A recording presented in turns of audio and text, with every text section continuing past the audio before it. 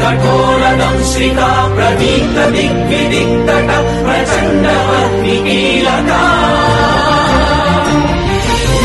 सहस्र सहस्र कोटि केसर प्रभासमान भद्र नारसिंह ते नमो नमः नारसिंह ते नमो नमः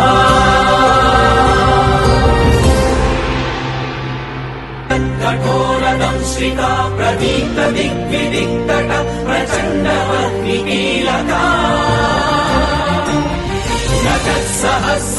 सहस्र कोटि केसर प्रभासमान भद्र नारसिंह ते नमो नमः।